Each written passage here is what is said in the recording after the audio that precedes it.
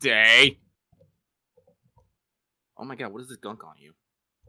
What is this? No! Ew. Hang on a second. Well, don't hang on too long, because all of that is in. Oh, what, really? Yes. Oh, well, fine, whatever. Do the Patreon open while I'm cleaning this.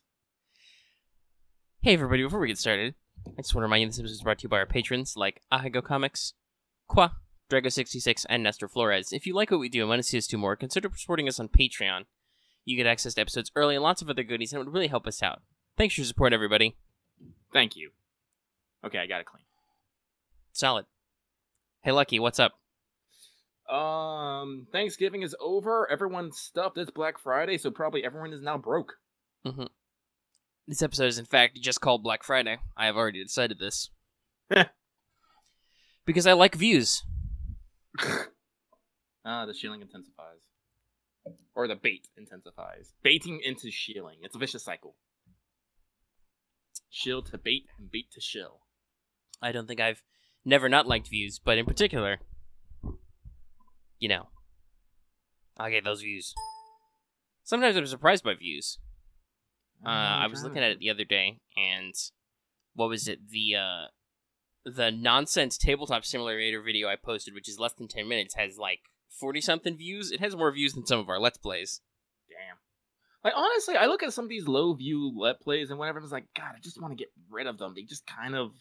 I don't know. I'm like, I don't like things... I don't like clutter and things, so if something's not, like, doing what it's supposed to do, I'm just like, get rid of it.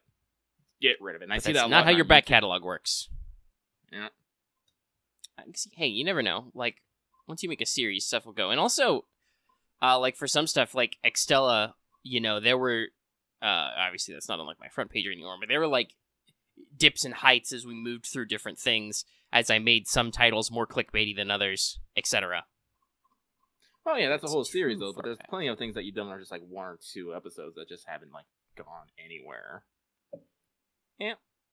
Well, and some of those are just me throwing stuff out there, like honestly, I don't expect a lot of people to view Let's Test. That's why I was surprised. Most of those are literally just, hey, I'm doing something. There's no reason not to record this because it's content, but I also don't expect it necessarily to take off or anything. But, so, also what's up with me is in the forever case of bullshit happening in my life, took fucking forever, people are wondering why it took fucking forever for, Let's Talk FGO to come out. It's because, just a series of, bad choices in my life. So, I guess I'll tell this story. Like, so, originally I had planned to switch over to, Adobe Premiere Pro and After Effects because there's a lot more shit I can do and more interesting effects that I can do and there that I can't do in Vegas because Vegas requires fuck ton of plugins and those plugins are fucking expensive. It's like, just get Beat Continuum FX. That the shit's like $400 fucking bucks. I could have got it for like $200, but I'm like, that's $200 above our budget rating currently. Yeah. And I remember Voice telling me that Adobe Premiere 2 and like all that shit is just free. Like there's no support for it, but it's just free. You can just go and download it, get it, use it. So I was like, cool, I'm going to do that because I think that's what Voice uses. I'm not sure. Who knows? He might have upgraded to something, but I'm pretty sure that's what he started with. But so I do that and I can't get it to run. Like I thought I was able to run. I thought everything was good. I think everything was cool. I'm like, sweet, it's installed. Things are running. Let's actually do some stuff. Just dies. Just fucking dies. I spent 2 days trying to figure this out. I was like, fuck it, okay, this will make me a filthy liar, but I'll go back to Vegas. Got like halfway through Vegas, getting everything done on Vegas the first day. So that was like Tuesday. Was finishing it up Wednesday to get it all out, and my computer just dies. Like, just complete power gone. Now, this isn't something that's new to me. This happens to me, but it's usually something that doesn't happen while I'm working on the computer. Like, usually, like I'll go to sleep and wake up and my computer's off, or I'll go to work and come back and my computer's off, and I'm just like, oh, okay, whatever. This is like one of the first times it's happened where it's just la la la la la la la, and so I was like, fuck. And then, you know that point where you're just like, you're fucking done? Like, that was me, like, right there. I'm just like, nope. Not dealing with this. Yeah, and that's what I asked. Hey, I still got the master audio. Do you want me to just make an old lo-fi version? And you were like, yeah, just go ahead and do it. And I was like, okay, I'll put it in the queue. Because I was just like, I am not dealing with this shit right now. I gotta be honest, I guess I'm spoiled from What's Up, which, because those are like 2.5 hours, those are forever.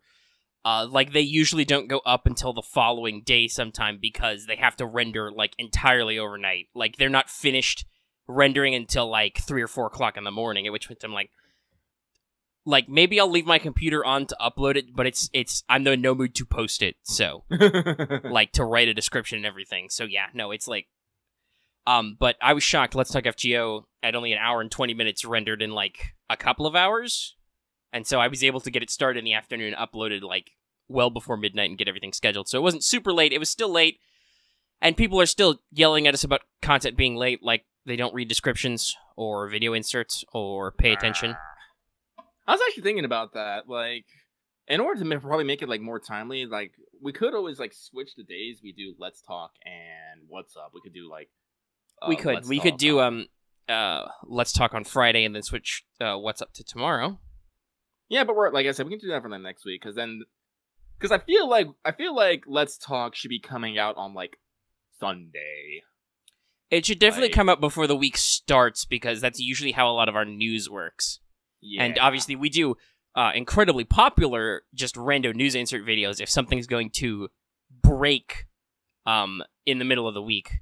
Some people don't, I think, understand that, and we'll probably have to explain this on Let's Talk FGO because there is definitely an audience difference. A lot of people who are hardcore enough to listen to What's Up probably get how we work. But in general, the if you haven't explicitly heard me say this before, the theory behind news desk videos, is what we call them, is that basically a news item has come out and it's a new event or something in FGO that's going to start before we record the next show.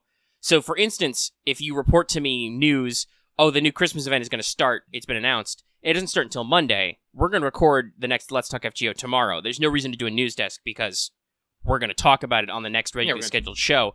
And theoretically, some version of that show will come out before that event happens. Yeah. Theoretically.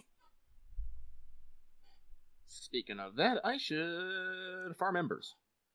I've been playing Azure Lane all day.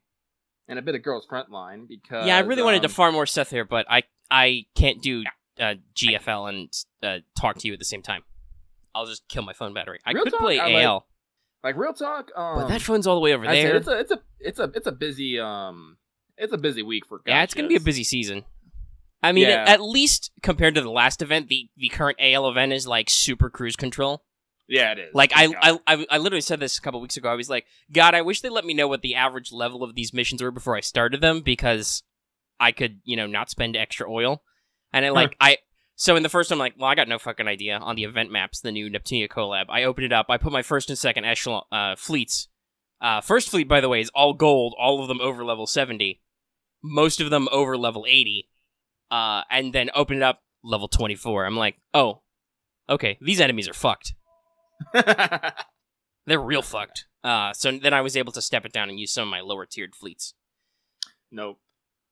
Well, I said I'm not using my lower tier because, I posted a picture of this in our Discord of all my highest level ships. Ooh, gotta be careful about that one. And I just have hundreds for days. I don't know why, but basically most of the ships I have going out are usually in the level 90s or 80s. And I just keep using them even for lower level stuff because every little bit of experience counts. Jesus fucking Christ. I mean, kind of, but also kind of not, because, God, you get so little experience from some battles.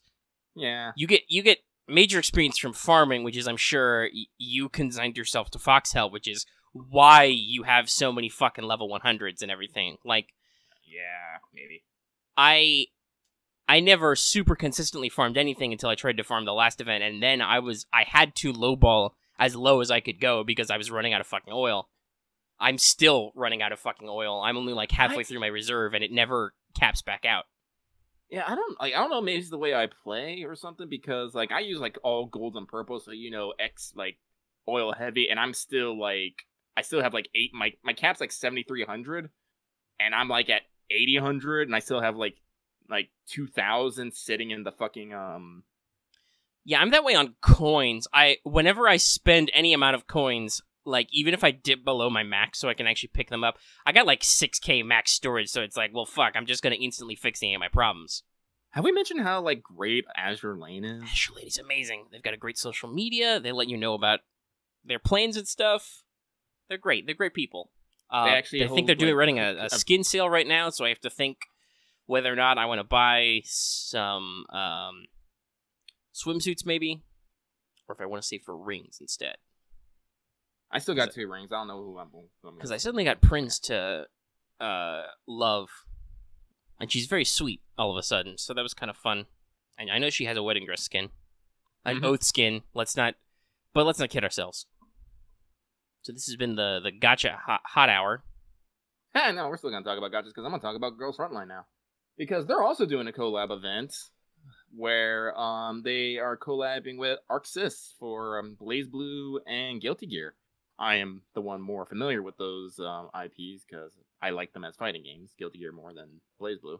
But that's neither here nor there because Girls Frontline has introduced a new mechanic that's kind of fucking me a little bit. So the way that Girls Frontline works is basically you have like a top-down map and you move your units between nodes and they just travel along these lines. Well, the latest map in the collab event has one-directional lines, meaning units can only travel one direction through it. They can't come back.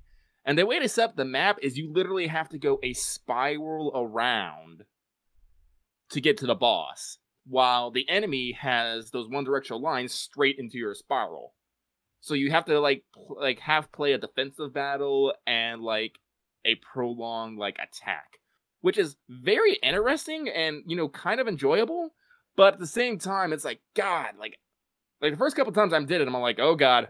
Well, luckily the camper's given us a guide, which I'm gonna have to use because I haven't even touched that one yet. The strength doesn't look too bad. It's only like 8K. Oh no. That's what I'm about to say. Elfette, don't believe that 8K shit. Her special will take down like level 100 characters. God damn it! It's happened to me multiple times. God damn it, Girls Frontline. That's the one thing I don't like is they keep shenanigansing me. Like, at first I was like, well, there's no fucking way I'm going to be able to... Luckily, you don't have to actually S-rank the map. You just have to S-rank the boss battles to get the drops. Yeah, so here's the thing. I'm going to tell you this. She's a shotgun, so she has armor. So bring armor-piercing stuff. Well, yeah, that's my top tier is mixed with you know, like, rifles, a little bit... Like, it's got a little bit of everything in it, in my toppest tier echelons. But her special, the thing that gets me about the special is it's not a one square, it's a fucking cross. So it's like, it's, you know, so it's the one square and every adjacent square around it. And that's hard to fucking dodge because like, you're trying to, like, I keep trying to move my units out of the way and, like... Honestly, they should not even bother. Unit interactivity in Girls Frontline sucks. It's not built for it. Yeah. It's... All of the important decisions should be made at the tactical level. The battles should just play out. They should stop trying to make, like, oh, this unit only shoots one specific square in your back row. Because your units move so slow and they're so clumsy to move around. It's not really fun. Unfortunately, I think all of our maps are like, all of our events are like older. So if they improve that design later, which they need to like that's with how FGO realizes certain things just don't work. Girls Frontline needs to realize that just doesn't work. And if they don't, that's going to be really annoying. And if they do, well, fuck. We're going to have to wait a while. And the thing about the special attacks is when she starts using her special attack, she gets force field, which just makes her invincible. So I'm just like, God damn it! Because unfortunately, my top tier echelon only has WA2000, who is fucking top percent, but she's only one rifle. Like, I need to bring in like some of my machine guns and stuff, but unfortunately none of them are high level, so I'm like, Yeah, well, here's the thing. I always focused on mixed leveling, so like I'm sure that my formations are kind of out of whack sometimes, but usually I've got a good spread. So I've got like M2 and most of the gun, I think, are in my top tier echelon. My problem is I never ever got Girls Frontline to click with some kind of like ultra leveling grind. I never had enough time or patience to like do bullshit stuff like corpse dragging. So my leveling is like all way behind. I only just got like my top echelons to ×4. You see, like this in is the what past I couple did. months. Like, I didn't worry about like corpse grinding. I just fucking just learned to embrace the EXP days. Because that's basically all I do, especially now that I got level 100s and I've gotten like the surplus XP up. Like with when I go like the simulations are good. I should probably pay closer attention. I usually try to do one a day, but at the same time, GFL is definitely my last burner. Like, oh yeah, it is. Something going on in FGO, something going on in AL. Well, I'll just relax a little. Like, honestly, this is a lot better than the night event because I was going to mention this earlier when you were talking about the crossovers. I don't actually know. I didn't want to phrase it as I don't give a fuck about those franchises because that seems rude. Even though that's at the same time that's usually how we talk about. I have no knowledge of this thing. Yeah. It reminds me of watching some of that found in translation video about Final Fantasy VII. There's like weird Japanese idioms for like something is nothing to you. It's like I don't even know what blah blah blah is. It's like the literal translation. Mm-hmm. So like I don't even know what Neptunia and BlazBlue are. Basically, like those franchises completely missed me in life. So like I don't super care if I don't get the super ultimate drops, as opposed to like the last nighttime event where it was like, oh yeah, this assault rifle is the best nighttime assault rifle, and you will be super fucked if you don't get her. Well, I guess I'm not getting her. Luckily, I've got the other nighttime assault rifle, and I've got 2 copies of her ready to go when she hits the level cap to go to quads, as opposed to triples. Also, somehow I've gotten 2 Mark 23s set up to give her another dummy link too. She's in my 3rd tier. So like I don't necessarily care if it's rough for me, but at the same time it's like, God, this is the difficulty gradient in Girls Frontline is so rough, and I don't know if the game's really built to actually push you over, right? Like FGO, say what you will about it, like everybody's constantly in QP hell or whatever. There's an EXP thing every day, and sure, the dailies can be a little AP expensive. All right, there's like people yelling in Let's Tech FGO. I'm gonna have to mute that because I keep eyeballing it. I'm sorry, guys. I don't care about your conversation right now. I'm doing a show. But like, children, be quiet. Like, we're about to do another lotto event right after an original lotto event. Those give you fuck tons of EXPs. Almost every event has like 50 or 100 EXP cards for all in the stores. Lots of event quests and story quests just drop high level EXPs, right? Like, it can be a grind, especially if you roll a lot of new units. But the game gives you plenty of tools. Even so far as, like, and they keep introducing new tools, like, recently they've upgraded to, like, 5-star EXPs, and they're putting 4- and 5-star EXPs in the Friendpoint gacha, like, the free-to-play gacha. Qua in the chat says, like, nah, even in Chinese version, it's still fucking rough. Yeah, great. To cut you off, it's like, yeah, like, I don't care about Noelle, like, at all, but, Elfet is a fucking 5-star shotgun. Yeah, that's pretty good. And I don't have any of those. Yeah, neither do I. Though I really could, because, oh my god, the beauty of farming for Contender is you get so many fucking 3- and 4-star handguns and SMGs. Yeah. And also lots of spare fucking so Thompsons, cheap. Apparently. Jesus fuck. But because Contender is a really cheap recipe, so you Yes, make a fuckload of T-dolls. Ooh, I got like 70 dummy cores in the past week. Like, literally, I went from like 2 or 3 to like 70-something. Yeah, so, like, that's why, and as I said, I like Guilty Gear and Elfet way more than I like Noelle, so I'm not really too concerned about getting Noelle, but, like, also getting Noelle seems like kind of a bitch to begin with, because either you have to get, like, 100 of the Seether boxes, which you can only get, like, 10 of a day from S-ranking the boss fights, and, like... Yeah, by the way, I want to double check. That's not you have to do 10 every day before the event finishes, otherwise you're fucked, right? Because then I'm fucked. Because I have not definitely done 10 days. No, because there's like, I think the event's going for like fucking like 20 days. Okay, like so that's weeks. good.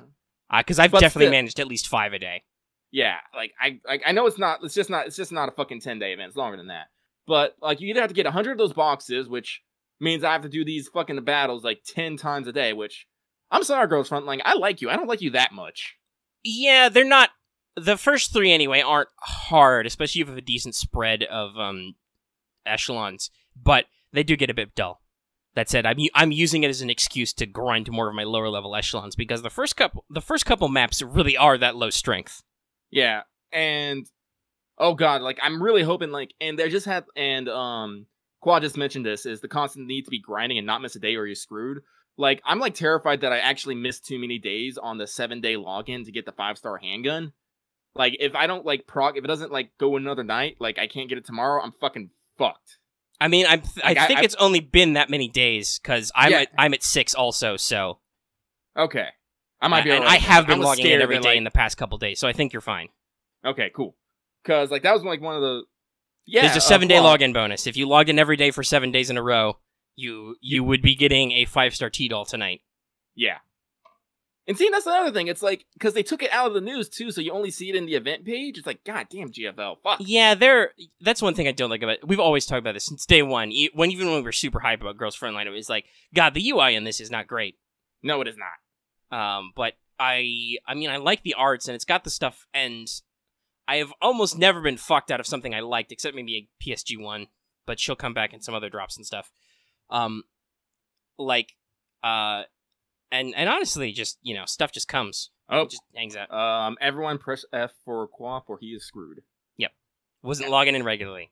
Yeah, no, it's a bit rough. I've goofed up on time periods before. Like, I've missed out on loads of gems because there's always, like, that one shot in the last week of a month where you get, like, a whole shitload of gems. Mm-hmm. Not that I even know what the fuck to spend gems on in Girls Frontline. I've got, like, 3 dorms, 5 or 6 echelons. I think I got 6 echelons, 3 dorms. I've got up to 130 T-dolls, though apparently I need to buy another because I'm getting so many junk 1-star or 2-star handguns farming these quests that I keep filling up. Yeah, me too.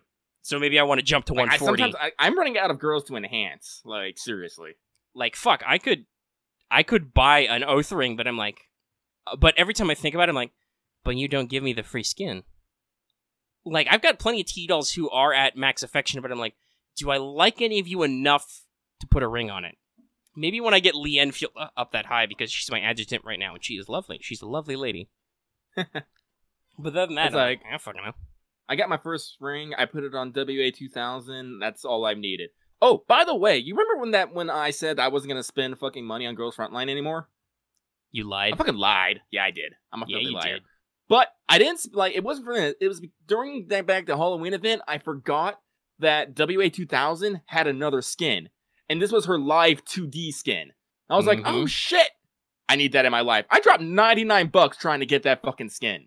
I did not get that skin. No, you didn't, because costume gachas are off. At least with the like special skin. I mean, they cost. They don't even cost gems. They straight up cost cash. But at least for like the custom skins for this event, you just buy them. Yeah, they're just in the shop. I would have been okay with that. Like, if that could happen, I've been like done. But like, and sometimes they do that where they're like, hey, here's a thing that costs money or costs gems. But we've talked before, the cosmetics, like, as much as cosmetics is the way to do your gacha, if you have to do like a loot boxes scenario, the spread on Girls Frontline is awful. Real talk though, I'm up to like 6 black cards now, and I think to get a 2D one, I need 8. So whenever they eventually release it, because they've been doing that with like all their old costumes. Yeah, it's like they'll release the fucking Halloween costume. I'll get that, and then I'll go back to fucking not spending money again. Because WA 2000 is my fucking waifu. Fair. I have like no costumes I care about. The only costumes I get are the free ones, and they're for T-dolls I either don't have or don't use. Like, I got all the way through the event to get Summer Parader. I still don't have that fucking shotgun. I don't have that shotgun either. I did get, like, I got, like, most of the fucking Halloween costumes, except for the ones that you had to buy. Because, like, I mean, I have been kind of lucky. Like, the very first costume gacha, I got UMP45's, like, little Valentine's costume. That's great. I could put a ring on her. I guess I do use, not Scorpion. Who's the other? Is it Sterling? I think it's Sterling. The SMG. I got her, like, that was a free costume, was the dress. So I actually used that. I got the Carmilla costume. I got, like, I honestly, because I got the MP5 costume. I can't remember her fucking name, but it's the machine gun girl who had the party girl costume. She had a vampire Carmilla costume, and it actually looks really good on her. I was like, fuck yeah, you're wearing this forever now. I suppose I can check in my dorm, because Girls Frontline is still open on my phone. I'm just not playing it. I can check in my dorm what posters I have. So let's see. There's UMP45, and then there's the bar, of course, because that was the thing we got for being Johnny on the spot and jumping in. Yep. Oh, I got MP5's costume, which, I mean, I do use her, just not in a lot of my forward ones. You can probably hear my audience. You can probably hear my phone clicking in the background, maybe, as I cycle through dorms. Actually, no, where's my tablet? I'll pull it up on my tablet. Yeah, that was it. That's it. That's the 4 costumes I've actually put on T-Dolls, and then I have the type, whatever the SMG is. I have her special Halloween thing that you got for free, and then I have Summer Parader. I try occasionally to roll on the gacha when the game is kind enough to give me shitloads of tokens, but I don't usually get anything. Yeah. It's a little frustrating. But honestly, I mean, the game's entertaining enough, and a lot of their new designs are cool. Like, obviously, I'm talking about farming for Contender right now. Mm-hmm. Oh, so like I said, I've literally gotten 2 Thompsons trying to get Contender, and I'm like, God, Thompson-chan, it's fine. I already have you at a decent level. I've like dummy linked you a couple times. I was able to completely build the fucking Halloween dormitory, like completely. I got everything for it, and then I had to, like. Well, that's good that you actually managed that, because that's hard as fuck. Yeah, it is. But that's how much, like, that $99, all of it went to fucking buying tokens to get the 2D costume, and it didn't work. God, I was mad. Let's see here. Such is life. Whatever. But AL skins are a lot better. Oh, yeah. I mean, there's discounts on them occasionally. You can just flat out fucking buy them. Uh-huh. Like, and they also, like, AL just did, like, they had a Black Friday and Neptunia package thing for $30. You get, like, a whole bunch of shit, plus, like, over 2,000 gems. I bought both of those. And then I used those gems to buy a fuck ton of cubes so I can just roll more. That's it. Now that you really need to buy a fuck ton of cubes, because, goddamn, you get a lot of cubes. Just keep rolling. You're likely to get something. Yeah. Yeah. I don't think there's been an event in AL that has passed where I have not built every buildable exclusive event ship. Wait, no. You could build Prince of Wales, right? I think? I didn't manage to do that. That was the only one. No. Was Prince of Wales a drop? One of them was a drop. Maybe it was Prince of Wales. If Prince of Wales was a drop, yeah, that would make sense, because I did not build her. But I built Otago and Takao, and Yeah. Otago. Yeah, that's what he said. Or did you say Otago? I don't know. No, I said... Anyway. Well, I think One Fat Panda tried to say Otago, but typed stage instead. That's because autocorrect is the devil. I recently got a new phone for phone purposes, because my previous super shitty but cheap flip phone, which I used to make phone calls, timed out, and the service was like, you haven't used this in forever, and you haven't re-upped your service, so you're done now. So now I'm on my parents are like, well, fuck, we need to call you sometimes, especially if you do actually leave the house, because it's not like we have a fucking house phone. So I got a phone on a $10 unlimited calls and text plan. Nice. But I have used it occasionally to be on Discord while I play Terraria and stuff full screen, and the autocorrect and stuff is dumb sometimes. It hurts me. Yes, it is. I get what they're going for, because also I make dumb typos that it doesn't fix, but still, God. Oh, anyway. The Carmelo goes to M1919A4. That's it. It looks really good on her, like 10 out of 10. I mean, all the costume designs are really good. They're just impossible to get unless you throw infinite money. The fucking arts in Girls Frontline's amazing. Like, the mechanics are fun. It's just, as I said, some of the marketing decisions. Yes, I mean, and honestly, it's probably because of FG is the same, and I suspect AL is the same, but Girls Frontline is, I think, one of the first big ones that came out of China. I am sure their marketing scheme works in China, where everybody is constantly dying from smog or whatever, and can't go outside, and you have nothing to spend your money on except mobile games or whatever. We've talked long and hard about how the fundamental culture of mobile gaming is different in Asia than it is in the US. As evidenced by our last episode where we talked about the Game Awards mobile game nominees, how none of them were mobile game exclusive, none of them had to do fuck. I mean, I don't know anything about Dragalia Lost, but I know that Nintendo came out with it a few months ago, and whenever I open up Twitter on my phone, there's a fucking Dragalia Lost ad right there. Nintendo really wants me to play that game, but I'm like, fuck, I got 3 already, Nintendo, I can't. Not even with dragons. I know, dragons are good, but goddamn, I don't have the time or energy to waste. Some people do. Like, I hear people playing like fucking like 6, 12. Well, what was it? God damn. Fino, who I don't want to necessarily call a friend of the show, but like hangs out in our Discord, and theoretically we could do a collab if we wanted. We just haven't really had time to schedule anything unique. But like his servant guides are great for FGO there, and his event guides, they're short, which I love. I hate that we can't make short videos, or I can't make a short video. Literally, if you listen to the end of some of our videos, you will hear me go, "Oh God, this episode is 20 or 30 minutes. Please kill me. I'm sorry, audience." But I've seen him posting at least stream highlights of multi gacha drifting of like 4 or 5 games at once. I will tell you right now, I am playing Girls Frontline, FGO, and doing this talking, so I'm getting some of that multi-drifting going in here. Someone play me some Eurobeat. I wish we had a Eurobeat button. Yeah. We should get a Eurobeat I mean, we button. could get a Eurobeat button. Let's get a Eurobeat button. I'm making that a sticky note. Okay. I could be playing stuff right now, but like I said, my phone for Ale's way the fuck across the room. I'm not going to get up. Because that would create dead air. All right. So that was 30 minutes on gacha stuff. I think we're done. Okay, no, so we're going to talk about awards, because this is a good segue, because the fucking Golden Joystick Awards 2018 came out like a week ago, and I kind of forgot about it because I was thinking about the North American one, which is just the Video Game Awards.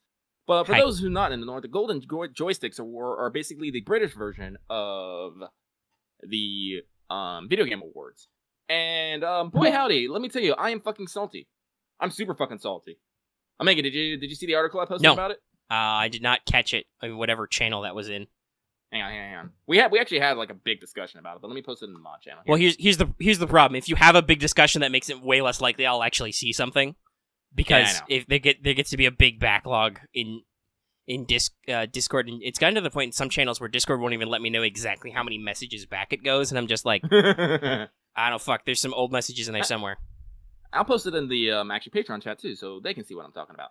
So are these awards that are actually they happened? These won. Yeah, these won. Okay, I'm looking at it. So right now I'm gonna tell you, like it says in the article, God of War won a fuck ton of awards, and I've been telling you, Leslie, like God of War is basically my pick for like North America's Game of the Year, and a lot of people in British think it's really good too because it won Best Storytelling, Best Visual Design, Best Audio, Studio of the Year, Santa Monica Studios, which made God of War, PlayStation Game of the Year, God of War. I'm seeing it. I'm seeing a lot of Fortnite. Oh no! Ultimate Game of the Year, Fortnite Battle Royale. Yeah, that's dumb. That is dumb. Okay, so because Fortnite also Mobile Game of the Year, the PUBG Mobile one, which sucks. Skyrim VR won Best VR Game. What the fuck? Like, I can't talk much about VR because, like, honestly, like, a lot of VR titles, they, like, is supposed to, well, yeah, VR still, it's weird, like, everybody came up with their fucking VR peripherals, like, 5 years ago, but VR has still yet to get out of the tech demo phase. Yeah. Like, everything is still tech demos. So it's a bunch of small games doing, so, you know, making a VR port of a stupid, wildly popular game, especially if it came out this year, I'm not gonna, like, you know. Was Subnautica this year? No, see, here's the thing. Game of the Year? No. Here's the thing. Subnautica, finally came out of beta. They released their complete game this year. Okay, that's kind of horseshit. No, I think it's fair because yeah, it's been in alpha and beta forever. But like, well, I mean, I guess if it's a complete product, so you can actually give it an award, sure. I just feel like of the year is like nothing better came. Well, I guess PC exclusive. The interconnectivity is kind of weird, so it's hard to be able to go PC exclusive. Yeah, like, and there's is like Octopath actually exclusive to Nintendo? I guess is it exclusive to Nintendo, but it's not exclusive to a Nintendo console, right? Because you could get it both on 3DS and Switch. No, I think it's just Switch. Is it just Switch? I thought it was also on 3DS. I might be wrong. But okay. Let me check. But Nintendo Game of the Year, sure. Traveler. I mean, their most wanted game award is Dead on the Spot. Give me Cyberpunk already. Yep. We had a whole episode about Cyberpunk. I'm gonna be okay with Critics' Choice Award of Red Dead Redemption 2 because that seems like honestly that seems fair to critics because I've actually heard people talking about like RDR2 and like it sounds like it's almost too big of a game. like there's too much shit going on that people aren't even playing. It's like one of those games where people don't even play the story right now. They're just fucking around looking at horse testicles or whatever. Yeah, and watching horses go plop plop, as put by Yahtzee. Which, all right, fine, whatever. If that's your entertainment value for your $60 game, sure. But that I could see that means that RDR is not going to win as many awards as maybe we thought it might. Yeah. So like for most of these, like I'm like sure, whatever, except Ultimate Game of the Year. You cannot tell me that another game that wins fucking 5 fucking awards of literally best story, visuals, and audio. Just those by themselves. What the fuck? Also, Fortnite Battle Royale, did that come out this year? Hang on, let me double check that, because I'm about to get real mad up on this shit. Battle Royale, let me see here. When did it come out? It came out in 2017. July 25th, 2017. Let's see here. Well, oh wait, no, that's, let's see here. Yeah, no. Nope, Fortnite Battle Royale came out September 26th, 2017. Yep. So that's a dumb award. That's not a game from this year. Like, video game awards are supposedly for the games of and that year. I should also point out, it's not like, oh, but it came out late. No, they're saying that games from November, December are for the next year. If it came out September, it was fully last year. Fuck off with that. No. Yeah. No. So that's not how that works. No. Like we said I think it was last week, where we were talking about the Game Awards. It's like, listen, if you like Fortnite, specifically Battle Royale, because there's actually another entirely different Fortnite game that nobody played until they rebranded. If you like Fortnite, that's fine. And we get that it's a huge media draw, right? Like it's become a fad. That's what it is. It is a fad. It is not going to stick around forever. Eventually, it will. Because PUBG was the fad before it, and then Fortnite kind of like perfected it by being more over the top. Minecraft was a big fad. Oh my god, you could do anything game that was all the top streamers and stuff like that. Eventually, a new game will come out and people will pivot, and then the game will be over. Yeah, like, but here's the thing. If you're having fun right now, that's okay. We don't want to sound like a lot of like, these young gamers are with their Fortnite. As some outlets sound like we don't hate the player. We do hate the game. Because here's the thing, Fortnite for me, an Ultimate Game of the Year should be a game that has moved you to your soul in some fashion. The only thing I can see what the Fortnite fuck is the category? What's their description of it? The only thing I can see Fortnite can move into is either moving me to move me to rage. Okay. Hey, Lucky, do you want to scroll down on that and look at their most popular stories on this website, Games Radar? All of them are Fortnite. Mushrooms, Patch Challenge, Fortnite. So, Fortnite. So who presents the Golden Joysticks? Is it Games? This also might be fucking doing recommended based upon the article you click, because hey, you like reading about Fortnite, here's these other articles about Fortnite. I don't know, but it's still their most popular. Yeah, no, like I mean, it does rotate because like popular. there's some stuff about like Black Friday when you open the actual Golden Joystick Awards, but still, like there's still a fuck ton of Fortnite articles. I'm wondering about the nature of this outlet. So who actually does the Golden Joysticks? I'm not seeing a people. Who does it? Is it Games Radar? The Golden Joysticks Awards, also known as the People's Gaming Award, is a video game award ceremony. It awards the best video games of the year, as voted for originally by the British general public, but now can be voted by anyone online. Let's see here. So that was dumb. Let's see here. I mean, it's right at the top of Games Radar's website, so I suspect that Games Radar presents it. I mean, depending on what you said the category was and what you put it on, like, there are a fuck ton of people voting for Fortnite, so that's not anything on the awards, that's something on the people. That, like we said, like, Fortnite is super popular right now. Yeah, no, I'm not gonna doubt its popularity. Well, but the thing is, if this is being voted on if this is a pure democratic voting, then it's no shock that it wins. That's nothing on necessarily even the award ceremony, other than that you let the general populace vote on something like that. Like, the criticism I guess we should have there is that people put it in, that the the presenters of the awards put it in the category for Game of the Year, which, as I think we both just agreed, abjectly does not count. It is not from this year. Fuck you very much. Put it with World of Tanks then in Best Ongoing. Honestly, that World of Tanks won their Still Playing award. That's where Fortnite should be, and it should have abjectly crushed that category. But still, it's like, that's on the people. And if you do put it to a pure popularity thing, then yeah, of course Fortnite's gonna win. That's not, that part's not on the awards presenters. That's on the people. And for people out there to consider, unfortunately, Lucky, I think our audience, even though they skew slightly young, is not necessarily going to be like, yeah, woo, Fortnite. Well, I said, like, just our Patreons are just. Oh, like, yeah, no, everybody who's they're watching live is incensed by this. Like, again, like that's why I like the nomination, because I don't even think Fortnite was Fortnite in the Video Game Awards ceremony? Hang on, let me check. It might be, actually. Video Game Award. The Game Award. I will say one award I'm glad they gave was they gave, what do they call it? Lifetime Achievement Award to Hidetaka Miyazaki, who was responsible for directing some of the Armored Core franchise, but also, more importantly, Souls. Yep. Including the upcoming Sekiro Shadows Die Twice, which is your probably Japanese soft Souls game, Soulsborne. Oh yeah, and by the way, like in our Game Awards, Fortnite's not even in Game of the Year, just not.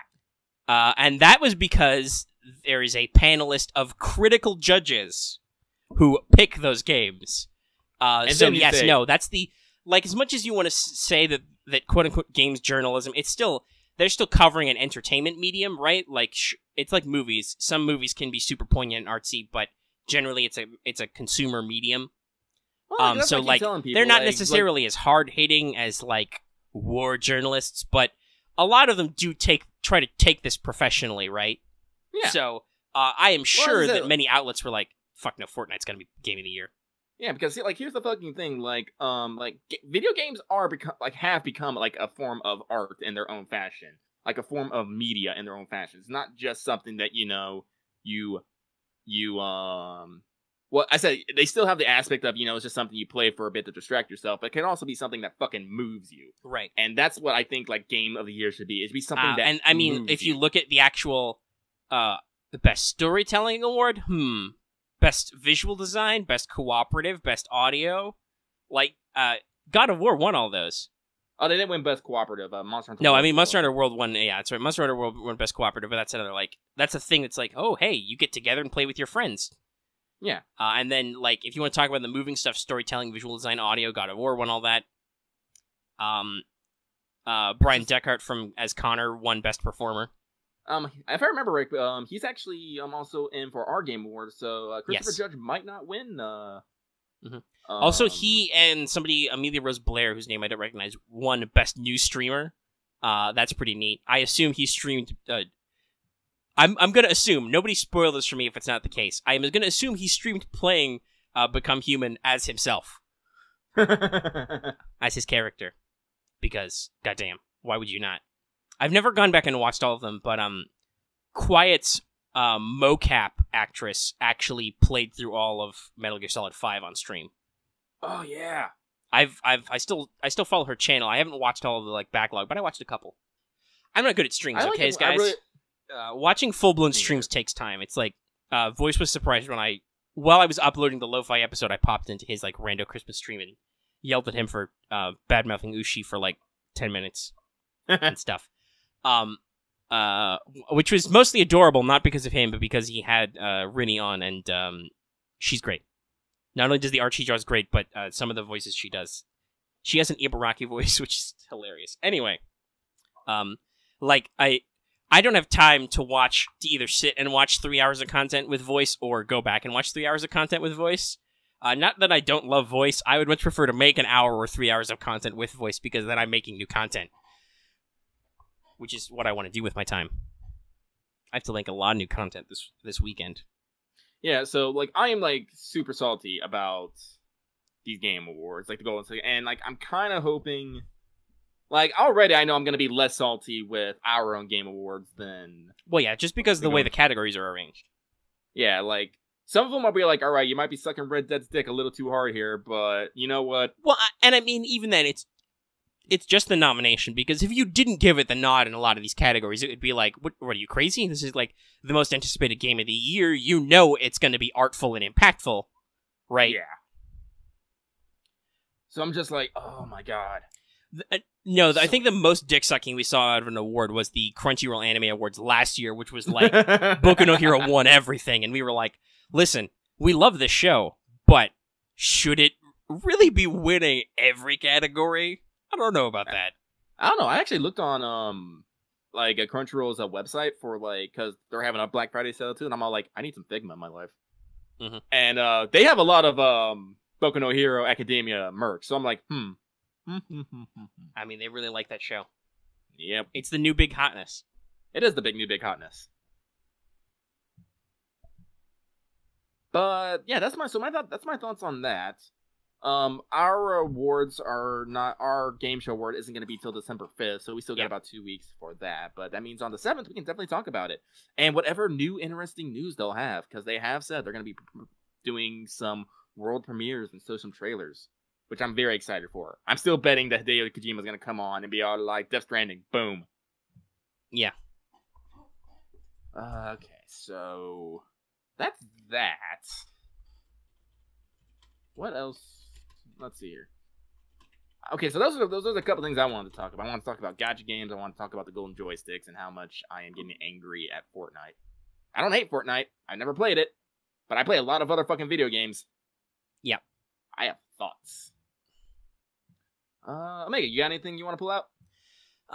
Well, so I had like basically 2 general topics I maybe wanted to talk about this episode. One is just channel stuff, which we talked a little bit about, but there's a couple other things I want to mention. And then just, if, you know, it's Black Friday, Thanksgiving just ended, we hope everybody had a happy Thanksgiving. If you celebrate Thanksgiving, you know, we hope the relatives weren't awful.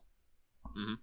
It can always be a big deal to, like, get your family together, in a big way. I don't know if you're talking about the Golden Joysticks, but the Golden Joysticks has been going on since 1983. So they've been going at this for a long fucking time. Yeah, we should note, though, that they used to be styled as the People's Gaming Awards, so... Yeah. They are very much a diplomatic vote. Oh, the Crunchyroll, yeah. Yeah, they just started. But like we said, like, it's just... We actually, there's an episode of Anime Power Hour where we spend a lot of time talking about this, even though it hurts the fact that we only get to talk for an hour. Go back and find it, and you can hear our thoughts on the nominees and the winners as they roll out. Because I think we were literally recording as Crunchyroll was posting the winners publicly. Yeah, something like that. I don't know, maybe the better, as I said, this year, like, I'm excited. Because, like, as much as I kind of find award shows to be kind of cancerous, I guess the way it is, because I still look forward to them. Like, I don't know why. Well, I mean, it's fun to see who gets recognition and who gets snubbed and stuff. It's like, it's a very almost like politicky, like, or gossipy thing. Like, ooh, who's gonna win? Is the thing I want gonna get recognition? Yeah, it's kind of like, you know, like tabloid-ish kind of thing. It's all like, oh. There is always a concern, I think, about when you talk about the political, like, are people angling for something? Like, are people going to be like, oh, well, this is the most popular? For Golden Joysticks, obviously, that was just a popularity contest, and like we said, we think that they categorized it a little weird, and also, like I said, like, Games Radar seemed to have a lot to do with it, so I don't know if they're, like, deeply associated with the awards, but they had a fuck ton of Fortnite articles ready and waiting to pull, so I think that might have been... I feel like there might have been some, in terms of categorizing Fortnite, there might have been some trying to generate some clicks kind of in there. I feel like the Games Award doesn't have to give a fuck about that because they have advertisers. Like, they have outside advertisers like Spotify and Dolby, right? Like, so... Bless Geoff for working so hard to get this off the ground. Yeah, so that's... While obviously that brings a different level of commercialization to the show, it still is like, they don't need to, like, suck video games developers' dicks to get stuff done, so they don't need to necessarily compromise the nature of the awards. Like, the Oscars are always weird. The way they set up the Academy makes it very, like, almost elitist in certain respects. Like, animated movies have never been treated well by the Oscars. And certain actors have always had weirdness with the Oscars, and then sometimes they will win awards maybe for past performances that the populace were like, that was real dumb of you, Oscars, not to pick Leonardo DiCaprio or whoever those times, and then like 4 years down the line, they're like, and then this guy wins for this movie that people didn't care about as much, but we really like this actor and we really want to give him an award this year. But that's because the quote-unquote Academy is like a whole thing. God, I thought Leonardo DiCaprio was great fucking Django. Well, I mean, he's great in most everything. He's a great actor, but... Yeah, he just gets snubbed so much. He gets snubbed a lot. What was the movie that actually won him the Oscar? Wasn't it the one where he had to fight a bear? Was it that? Yeah, it might have been that one. I don't know. Yeah. But like, did Django win any Oscars? Because I bet it. The Revenant. I feel like Django didn't win any Oscars. Yeah, he won the he won the Academy Award. No, that is an Oscar. An Oscar is an Academy Award. Yeah, 2016, The Revenant. Yeah. But he's got, like, a shit ton of, like, everything else. Like, Critics' Choice Movie Awards, MTV Movie Awards, BAFTA Awards, National Boards of Review Awards, International Awards, People's Choice Awards, Satellite Awards, Teen Choice Awards. Oh my god, he has a fuck ton of awards. He's even got a couple Golden Globes. Oh, okay, so Django was nominated for 5 Academy Awards. It won Best Supporting Actor for Christoph Waltz, which was also really good, and it won Best Original Screenplay for Quentin Tarantino. It did not win Best Sound Editing, Best Picture, or Best Cinematography. Okay, so in that case, that's kind of a rough cut, right? Like, because Christoph Waltz was also in that film, and he was also killing it. Django's just a really good movie, guys. It really is. Like that scene where Leonardo DiCaprio's character like slams his fist down and he cuts his hand open and he starts bleeding. That actually happened. Like he accidentally broke the glass and he just kept fucking acting and made it look good. Like Jesus fucking Christ. Method acting. There's a couple cases like that. Like if you ever watch Lord of the Rings: The Two Towers, when Aragorn kicks that helmet and yells in anguish, that's Viggo Mortensen actually yelling in pain because he literally broke his toe kicking the prop. He literally broke his toe right then, and he just turned it. He turned it into acting. But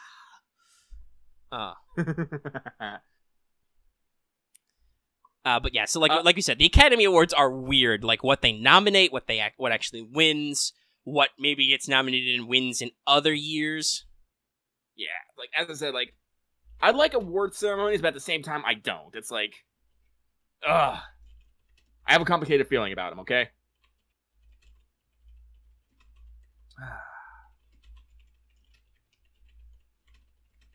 We should call this episode the Black Friday Awards. Maybe. Oh yeah, no, like the actual Lord of the Rings, because they did so much on scene, and this was not we need to make 3 movies for as little money as possible to make as much money as possible unless we replace everything with CG, like The Hobbit was. Where like there was a shitload of on-screen shooting, so I am sure those guys were in danger a lot of times, out just in the New Zealand wilderness.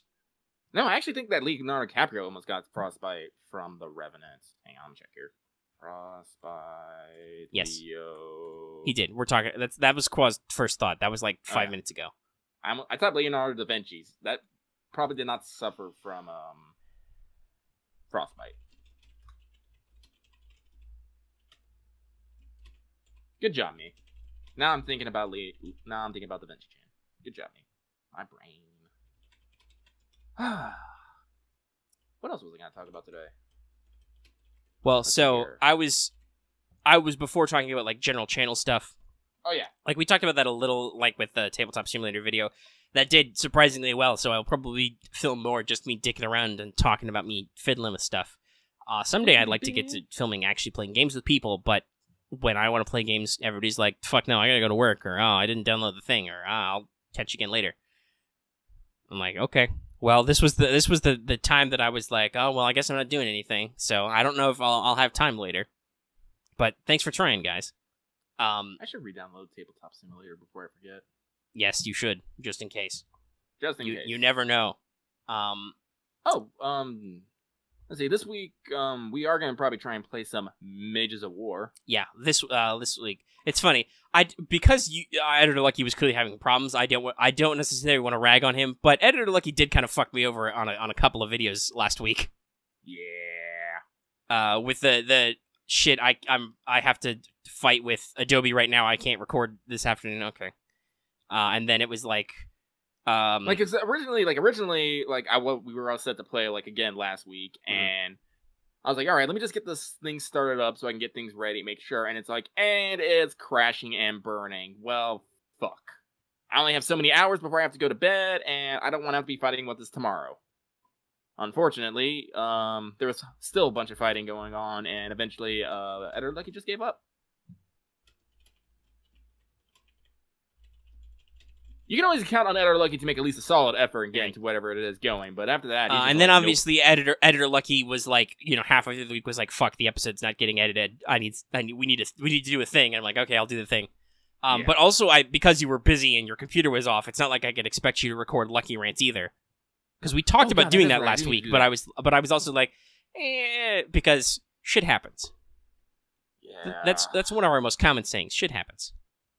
So hopefully in the next couple of weeks, like for December anyway, we'll get one of those shot and released. I should go on Newegg and see if I can find some good parts for cheap. Really cool. Oh, excuse me. Oh, that was spicy. Guys, I had like 2 burritos before we recorded, so I'm like, woo! So that's my Friday thing. Like, around 11 o'clock, I get 2 burritos, I get 2 monsters, I come home, I eat them. Around that time, Mega's like, hey, I'm gonna go get lunch. I'm like, alright, cool. I've already eaten. Then I gotta go take a shower. And then I'm like, well, I'm sitting here for like 15 minutes with my dick in my hand, Hey, I like being clean for everybody. Did I ever go through this conversation? I can't remember. I think it is, because I think that's when you literally turned it on. Anyway. But yeah, so that was like that goofed up our schedule a little. That's why we needed to like throw in a rando video. Yeah, but as I said, like I'm going back to Vegas. Yeah. For the meantime, because I think I have to actually get like a Windows XP simulator or something to get Adobe to work. Like going through a lot of effort here, but I should be able to make it work. We'll figure it out eventually. Yeah. Eventually, it will be a thing. Until then, growing pains. Growing pains. Another thing that Leonardo DiCaprio was on. Yeah. So the other channel stuff was like, I've like had some plans for some L5R videos that you just sit down and film, but I was kind of busy with some stuff, and then there was like the holidays coming up, and you're like, oh, are you gonna do anything or not? In case audience, if you're curious why there may have been a slight gap in video posting, it's because I took Thanksgiving off, because my mother was home all day, and I didn't want to bother her by recording anything or locking myself up for long periods of time. I just relaxed and played some AL and stuff. Because I probably have a funny story about this Thanksgiving, which I should probably tell, but I will tell it in a second. I'll put a bullet point in that, put a pin in it. So I have a couple of like L5R videos I want to talk about, or I want to work through. Like I want to do maybe probably another longer form, like the character creation one, which will be like intro to Rokugan, to like talk about a lot of the high level stuff, which you could get if you actually bought the book and like read the first chapter or so, like the actual introduction to the setting. But obviously, I don't know if people are gonna do that. Like to Lucky, it doesn't matter. He already owns the book. But to like the audience, I don't know, it'll be good. Then I don't know how long it will be, but I do want to do kind of like a talky discussion-y video I've been thinking about on Ninjo and Giri, which is Desire and Duty, which are they are very important to the game. To put it in kind of a retrospect for like Lucky and for maybe some other members of the audience, your Ninjo is a lot like your Desire is a lot like your motivation in like Genesis or Star Wars.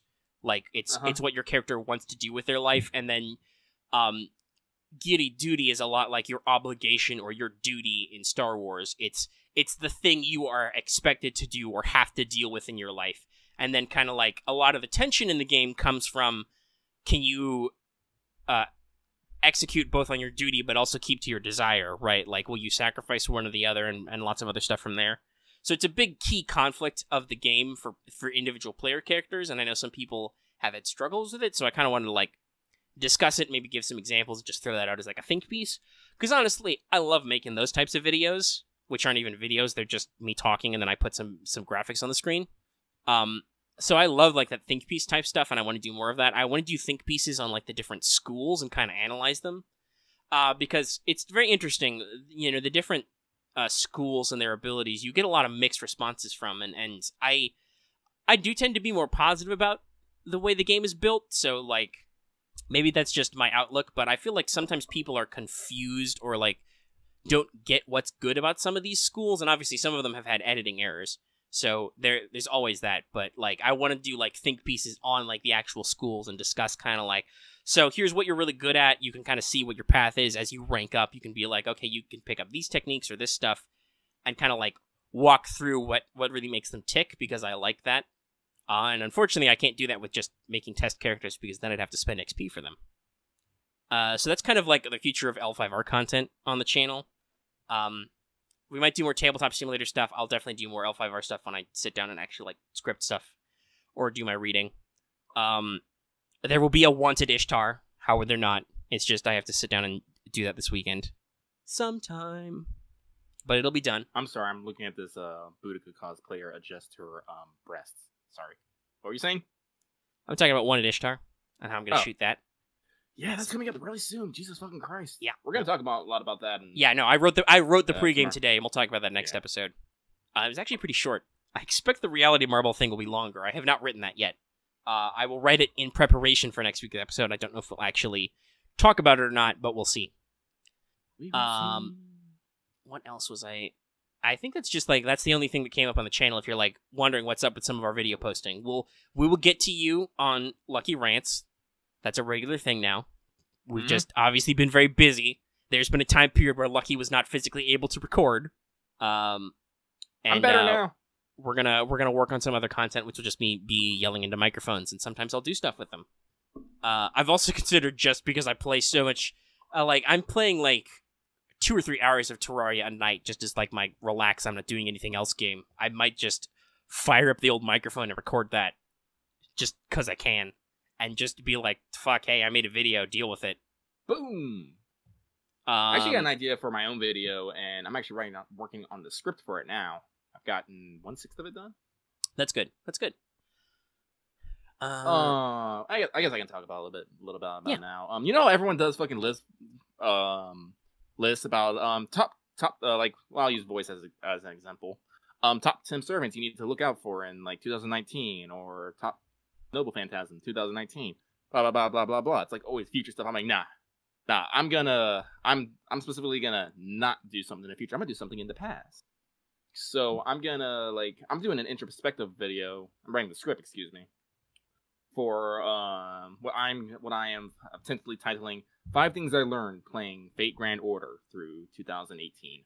Because I was thinking about it, like the year 2018 is like the first year and the only year we've had where we've consistently had Fate Grand Order from January to December. That's a lot. That's a long time, especially for people who like consistently play that. Like, if you think about it, you've probably picked up some new habits or changed your lines of thinking because of this game. And I'm gonna highlight some of the ones that I have, and I'm gonna, as I said, so like I'm coming up with 5 things I've learned. I'm writing about them. I'm already at like 2 pages. I've done like the intro and number 5. I'm not gonna tell you what they are though. Yeah. But you're working on a thing. I'm working on a thing. I'm trying to contribute more to this channel, which is besides me just screaming at Omega constantly and editing in the background, sometimes horribly. Yeah, Editor Lucky makes his own content. Though it's funny, I remember I was like, God, I wish I knew how to edit video better sometimes, because like I wanted to just talking about our love of the Screaming Cowboy. I literally just wanted to like transpose Screaming Cowboy over Ishtar's Noble Phantasm video. I was like, hey, Lucky, how long would that take to render? Do you think? Because I don't know if I can give me like a better idea of what you want to do. Like I might be able to, I can see what I can do. But I just wanted to post that real quick, and that was the day that you were like, no, it would take forever right now because my computer is dead. I'm like, well, shit. That's not great. Actually, well, let me see here. Because like I said, I don't know if I can like import 2 videos and stack them together with my current tool set. Oh, I definitely can. Yeah, I know you can. I'm looking. Let me see here. Like, and keep in mind, I have a love for certain amounts of low effort memes, low effort posting. So like, if it's literally just like screaming cowboy with like 50% transparency yelling for the entire length of her Noble Phantasm video, that's about the level of effort I'm going for here. Like, I never think in like, you know, I imagine, because Lucky is talking about features he wants to add, Lucky imagines everything in like a certain artistic sense. Like, look at all this cool shit I'm going to do. I'm like, how do I get my point across in the minimum amount of time and minimum amount of effort and possibly be the funniest? Like, that's very much, I am, because I don't have access to a lot of these tools, I'm very much a master of low effort stuff. I'm looking at Ishtar's animations, and these are holy fucking shit. They're sweet. Yeah, no, she's real cool. Like, I've never actually looked at Ishtar stuff before. I've just, like, seen, like, what the fuck? Why is this so cool? Oh my god, this is not helping my wallet. At all. Soon. No. Well, I kind of boned over my wallet a little bit because I did my Black Friday shopping earlier this week because Amazon had a deal for 1 month of PS Plus for like 33% off, and I was yeah, no, they've been having that. Well, shit, I do need to buy this, and this is cheaper this month than next month, so I'm gonna go ahead and re-up now. But now I cannot spend. I was thinking I could spend up to getting like the biggest quartz pack on Ishtar this month. I can't until next month. On the other hand, that totally freed up my budget because I like don't have to next month buy a 12 months of PS Plus again for $60. So it was worth the investment, and I'll just have to wait like an extra week if I don't get Ishtar on my regular quartz. We'll probably talk more about that once again on Let's Talk FGO. Ishtar, why are you cool? God damn it. No. Lucky likes to fly by the rule of cool. If he thinks someone is interesting in some way or fashion, he wants them. Mm-hmm. Like mechanics, whatever. Are they also, pretty? But I mean, even then, Ishtar's also really good. Yeah. Like, she's got a lot of potential. But also she's cool, and she's Rin. Anyway, we'll talk about all that. So the only thing I think that was all the channel stuff I wanted to talk about.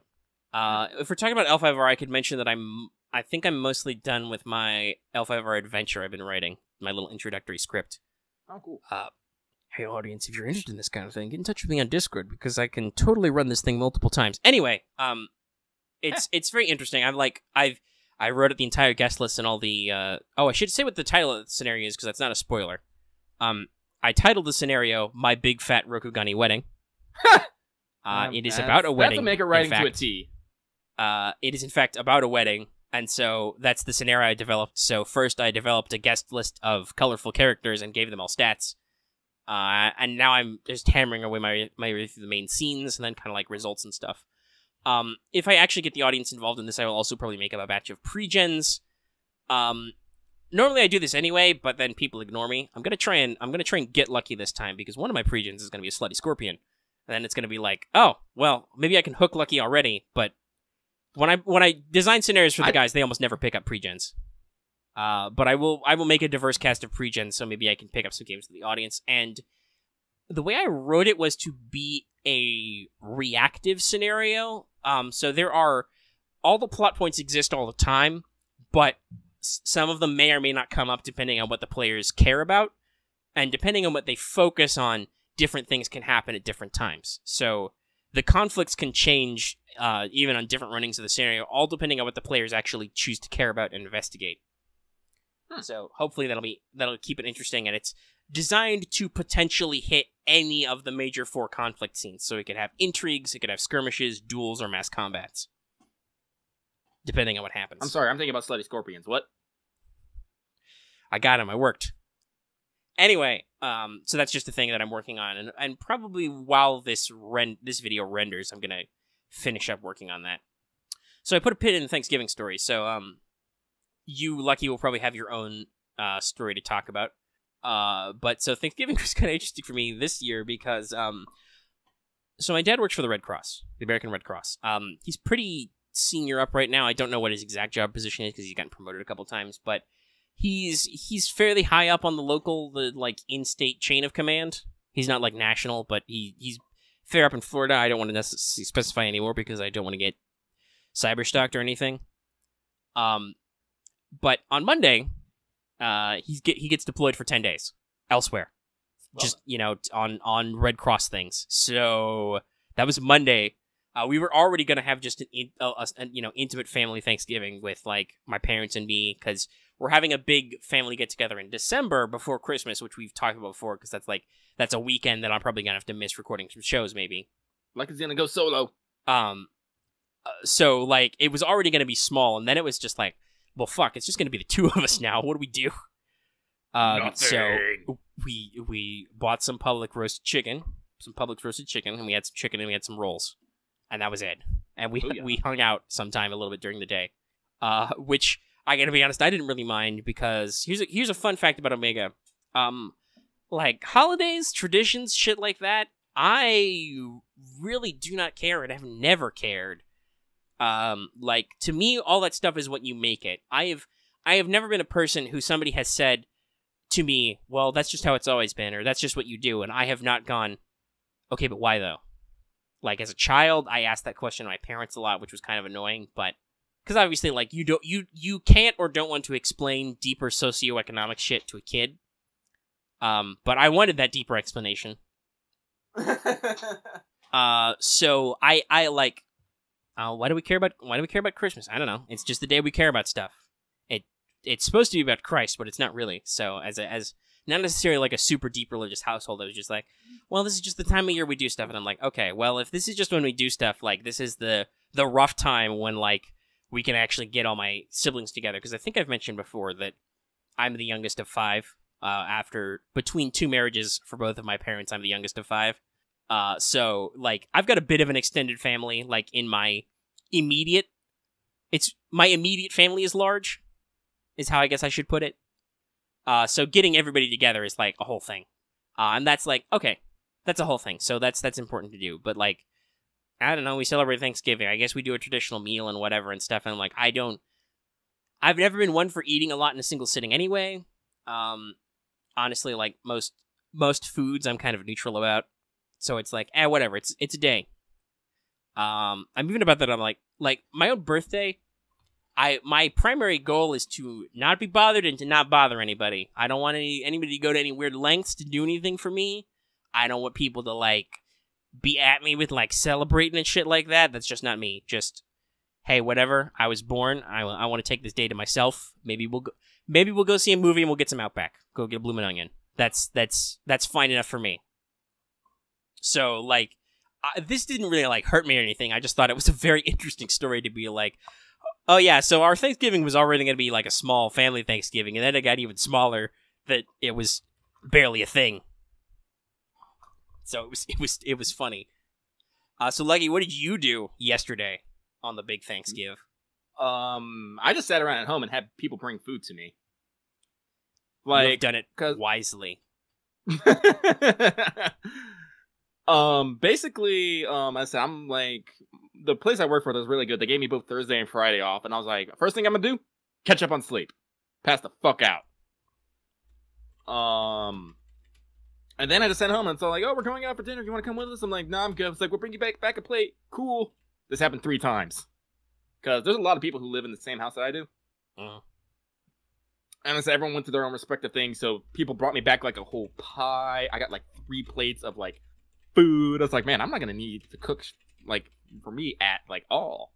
But there was this period where, like, no one had gone back yet, and I was hungry, and I'm like, I'm gonna order me some Chinese. And, like, I only, like, the way I order Chinese, I order a fuck ton, and then I just, I portion it so I can eat it, like, have a couple meals out of it, instead of trying to inhale everything. So I have my own little mini fridge, just filled with leftovers right now. I'm like, fuck yeah, I'm set. But I still did my Friday tradition of going to get 2 burritos and some Monsters. Because that's my tradition now.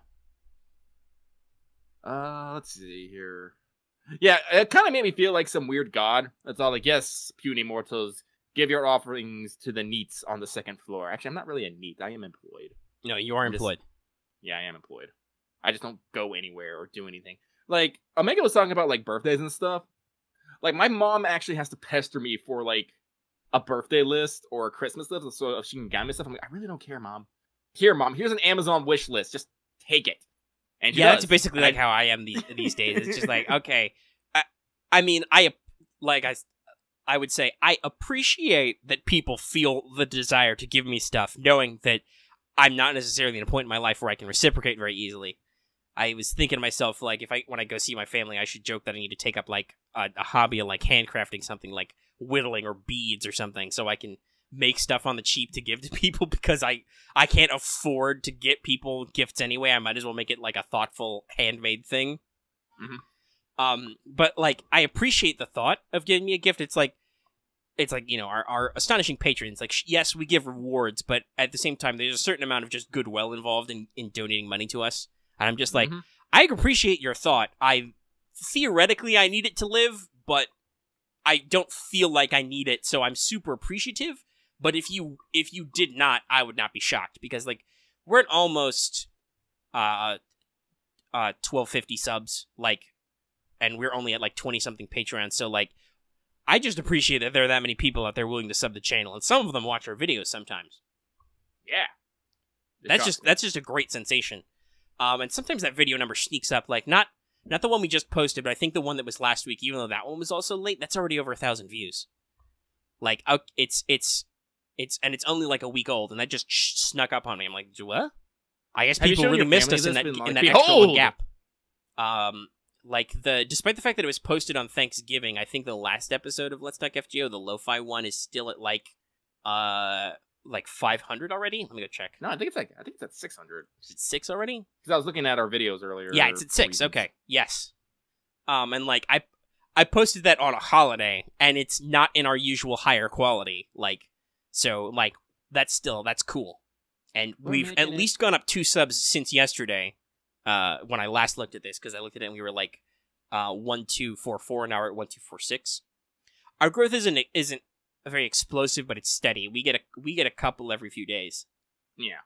It's gotten to the point where YouTube doesn't even tell me when new people sub anymore. It's just like, whatever. Oh, that number went up when I wasn't looking. Any word on the monetization? I think literally, let me double check, but I think literally we can reapply tomorrow. Oh, it still says, okay, I must have checked after midnight, because it says in 2 days on November 24th. But I can look, and it says specifically now they changed it to say reused content, which is what I was looking for, I think, last week. And it's like, they changed what they phrased it as. So, honestly, that's a little bit more helpful. Mm-hmm. So, we need to not reuse as much content, which I don't think we have been. We haven't featured any Noble Phantasm videos in the past couple months. We're not really, like, we're talking over everything. You know, I don't think we've posted any, like, uncommentary audio footage or visual footage or anything like that. Everything's got edits and stuff. Yeah. So hopefully we're fine. Hopefully this process doesn't take forever. Constant dialogue. That's what we do. As I said, that's one of the reasons why I wanted to get Adobe, because, like, there's, like, a specific thing I want to do. I ain't going to tell anybody what it is. I mean, I think it's cool. I think I know. Is it the thing I'm thinking of because you're watching all those YouTube tutorials on the channel YouTube? Yeah. Okay. Then I know what we're talking that'd about. Be badass. I'm like, yes, no. If we can do some of those effects, that'd be good, and it would definitely make the videos more unique. Yeah. And as I said, like, I can't do it in Vegas, which was, like, pissing me off, like, super much. That's why I had to switch to... I'm trying to switch to Premiere, which is literally... It's intrinsic to it. So I'm like, God damn it. But, like, yeah, so, like, all these cool effects, which we, you know, put an overlay over things and not make it, like, you know, flat, would basically free me up. And that's... I think that's... Like, if we're at a point where already just not literally clipping out, like, Noble Phantasm or animation videos or whatever, and having our commentary over the images isn't enough, which I think it should be, but literally adding, like, a distinct visual style to everything we do would definitely be the last step. Yeah. Because once that happens, once I can get those visual effects on board, I can, like, I'll start adding fucking, like credited fan art and whatnot. Mm-hmm. And just... Because, like, I was thinking about it, like, what does Voice get away with? Like, he gets away with fan art. Yeah, he posts fan art. He posts Noble Phantasm videos, but he's always talking over them, right? Like he doesn't usually include the audio except for small snippets, and he's usually talking over the whole thing. I think the issue was just that a lot of our recent videos did have those segments, which probably wasn't kosher. Yeah, no, it's like it was fair for YouTube to call us out on basically stealing someone's content in an insert and then being like, "Oh, whoa, what was that?" Yeah. So yeah, bad on us. Hand slap. Ow. We learned our lesson, hopefully. Like, and I mean, we take this seriously. We just, and I think YouTube got clearer because there was a big YouTube use survey and then immediately after that, the wording changed on that result. Mm-hmm. So I think they know that they're not necessarily as communicative as they should be. So they're trying. They're trying to improve. And hopefully when they finally roll out that new creator studio, like, I haven't played around with it a lot because it doesn't have, like, half your features. Mm-hmm. But supposedly when 2019 rolls around, they're going to, like, force everybody to switch. Hopefully that'll improve some stuff, too. Because it does look cool, and it has, like, some more options for, like, interacting with videos and stuff. It's just, like I said, you can't access half your features when you're using it. Like, I don't think you can dick around with playlists at the time. So it's a whole thing. But yeah, we're trying, honestly and truly. And if you want to help us try better, consider supporting us on Patreon. Real talk, I would love to get, like, the modern Adobe suite, but Jesus fucking Christ, that is super... This one makes me angry. It's a subscription now. Yeah. But how like, much? Let me see here. Let me check. How much here. Is it yearly, monthly? What is it? It has options, but hang on. Let's see. The Adobe Creative Cloud. Let me see here. Because I was looking at this. Oh yeah, all apps $79.99 a month. $79.99 a month. Let me see here. For a single one, $39.99 a month. I mean, technically, we could hit that with we could hit like a single app with our current Patreon, and we could. Oh no! The things that ain't gonna kill us. I want to get this because some of these, like, I will never fucking use, like Adobe Stock. Well, actually, maybe, but like Animation, Premiere Rush, Premiere Pro, After Effects, Spark, Dimension. It's like it is a fucking suite. Like annual. Let's see here. Actually, hang on, let me see here. If I wanted, let's see, I would want Photoshop. Let's see here, Illustrator. Premiere, After Effects. Oh my god. Let's see here. If I just got one of those 4 licenses, it would cost me $1,631.52 a year. That's a lot. I mean, we could make that a Patreon goal, but that's a lot. That's a fucking lot. Like, Jesus fucking Christ. Like, this Creative Cloud is not for, No, it's a professional business expense. We are not making professional business money yet. We would love to. We would love to raise the quality of this to be professional business level shit. But for the moment, you've got me making shit in Luggy's computer died, so we need to make shit in a Windows Movie Maker this month or this week. Yeah, we are low budget as fuck.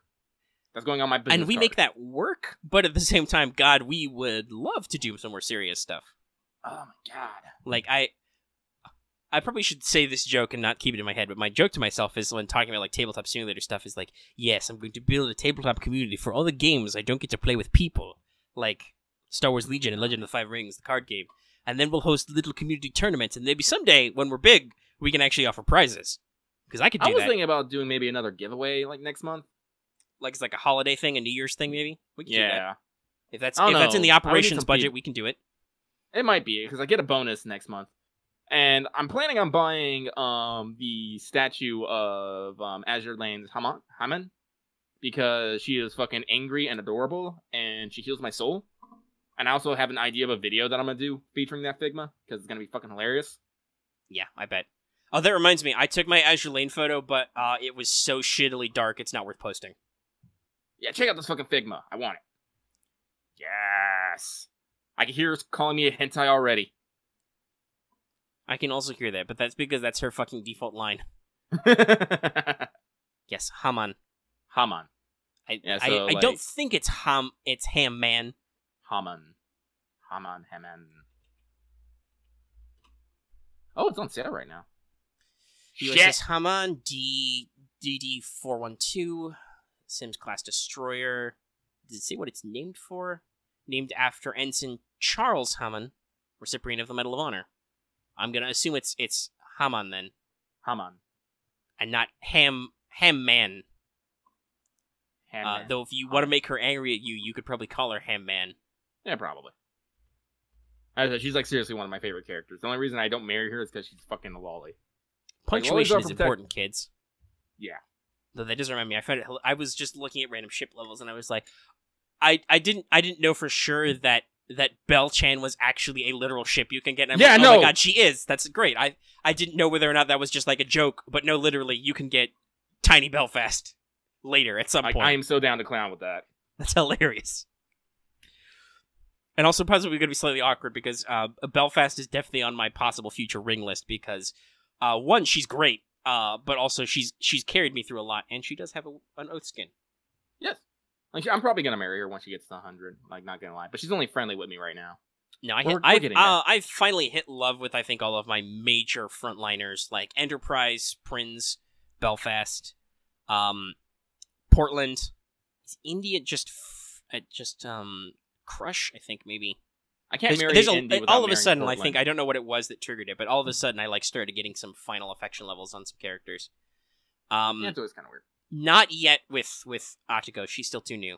I think she's only like friendly with me, despite the fact that she's been hanging out in the dorm since day one. Right? Like it's weird how that works. The affection leveling takes some work.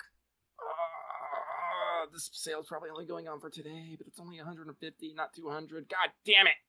My money. Black Friday. This is why I'm glad I cleared out my Black Friday budget early, and then I was like, well, I don't really have room to buy anything more because I need to hold on to that money for gacha. Oh, I got something I can fucking talk about. I bought my first fucking Daki. Oh, that's right, you did. You were a weak man. I was a weak man. Because, someone who I think is a good artist, even though some people might have their fucking opinions about this, is Slugbox. If you follow internet artists, you probably know who Slugbox is. Good old Sluggo, man of fucking, I don't give a fuck about what you got to say. And he basically put all his Dakis on sale for like $50 a pop. And the Shootin' one was available. I'm like, shit. No, resist. I say this as I'm literally like putting in my information into eBay. Like, no! Right, as you're typing on the Discord about, oh my god, look at this. I don't know if I got the strength. And people are like, be strong. Lucky's our hero. And you're like, I already bought it. Don't know what you're talking about. Oh, Burn. I think Burn is actually saying I'm a hero because she didn't know about the sale. She maybe that was true, but in context, it still looked like people were congratulating you for not buying it, and then you were like, I don't know what you're fucking talking about. It's already on the way. And then I remember I read the description. And I was like, fuck, I need to learn how to market our merch like this because Jesus Christ, doesn't come with pillow to save you money. Just buy 2 regular pillows or a body style pillow at Walmart. Like, fuck. Hang on, let me see here. I can probably pull it up here real quick. Yep, here it is. Lazy Gacha Demoness. Oh wow, and the item is listed. It's been sold out. Thank God I picked one up. But let's see here. No. I actually want to see this. Hang on. Oh wow, the item is just literally gone. Wow, it is fucking gone. Does that mean we're gonna need to scroll up in the thing to find it? Maybe. Hang on. Let me check my order. Searching. I found it. The description, as you said in our Discord, is double sides, 2 sides, so 4 horns total. Thing is bright and shiny. It's awesome. Those were 2 separate sentences, by the way. 5 feet tall / 1.5 feet wide. Very soft. Very nice. Also 2 sentences. It's a 2-sided Daki. Pillow isn't included to save you money. Save you money is in all caps. Any 2 standard pillows will fill it out, or buy a body pillow from Target or Walmart for $10. That was it. That was great. I said Sluggo is definitely a character. I want this. Oh, God damn it, Hammond. Come on. However you said it. Oh god, there's a Hammond fucking Daki. No! Do not lewd! I was like, I'm not gonna like pretend that I'm not a fucking lolicon, but I'm a lolicon because little anime girls make me happy and I want to protect them and give them head pats. Sure. Like, I don't understand. Yeah. All right, let's see. How long have we been going? How long have we been going? Hour and a half. Not super long. And honestly, the whole point of What's Up is it can be whatever the fuck length we like. So if we run out of stuff to talk about, we can end it. I'm trying to think. Is there anything else we really want to talk about? Like, we talked about Thanksgiving stuff. We've talked about plenty of Black Friday stuff. I mean, Lucky, how do you feel about Black Friday or Cyber Monday as like a concept? Like, honestly, it's like almost like with Steam sales to me. It's like, well, fuck, I almost feel like I never have cash lying around. Like, this is one of the few times in my life I've been able to like solidly grab like here specifically a Black Friday deal, and I'm like, oh fuck, this is exactly what I want right now. I have the money for it. I'm just gonna go ahead and move through that. Well, I think it's a great concept for like, especially for the holiday season, because like I said, like literally takes place the week after Thanksgiving when everyone's like, all right, it is fucking Christmas mood, even though a lot of businesses get into Christmas mood like immediately after Halloween. So from a business From a business perspective, yeah, it's great. Like from a consumer, it's great. The only people I think it really fucks over is people who have to work because the working class. Who cares about those people anyway? Am I right? Because like I said, for a store to be open, they have to have employees, and if they're working, that means they don't get to shop themselves, which means they have a missed Also, that opportunity. means they're coming into work on the day after a Thanksgiving, which is always a pain in the butt. Right? Like it's most people get a 4-day weekend out of this. But oh yeah, like I did. Yeah. Good on you. Yeah, good on me. Omega's weekends are as many days long as he wants to make them. Which usually means they aren't actually. I do a lot of working on the weekends because that's when we record some shows that I have to work on. Ironically, I think Monday or Tuesday is usually my lowest. Actually, no, fuck it. Wednesday and Thursday are normally actually my lowest tension days because usually I've gotten over the hump of weekend content and whatever the first couple videos in the week are. But I also don't have to prep yet for new videos, so the middle of the week is the point where I actually get to take a couple days off and relax. But yeah, I mean, we've known people who have worked retail and had to go in on Black Friday before. Yeah, it's that can be rough, and if the place they work for did an employees pre thing is all right, employees, we know you're gonna be working, so here's what we're gonna be putting on sale. You can reserve these things for yourself. That'd be cool. That'd be alright. Alright, cool. Everyone gets a chance.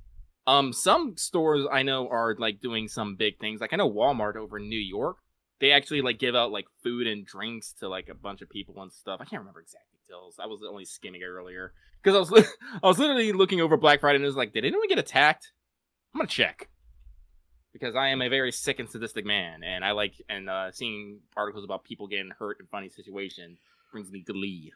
Well, once again, that's kind of it's that tablet thing where you always slow down to watch car crash, right?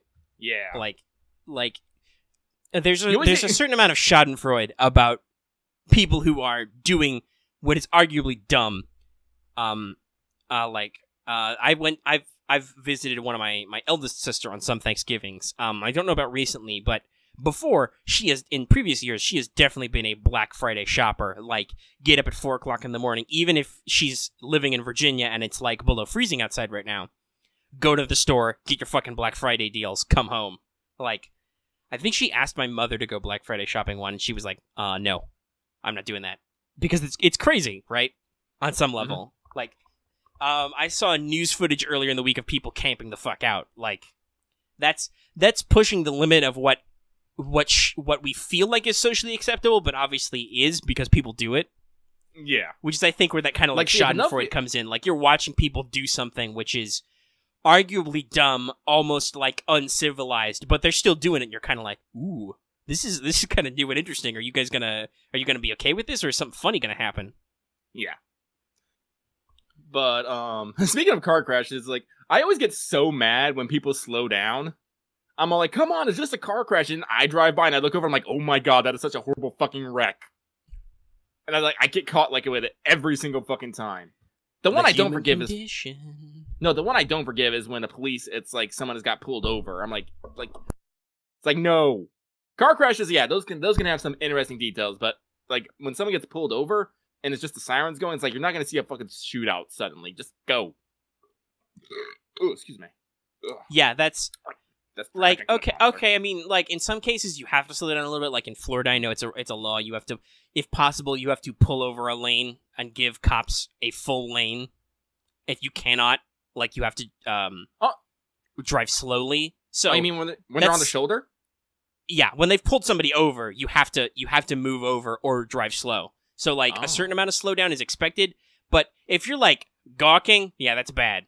And it sounds to me if you didn't know if that was a rule, right? That's that's probably not where you are then, because you totally would have found out. Because cops around here don't let you get away with it if you fail to pull over and drive slowly, over a lane, and give them that space. They'll get on you. They'll finish with the first guy and they'll come give you a ticket.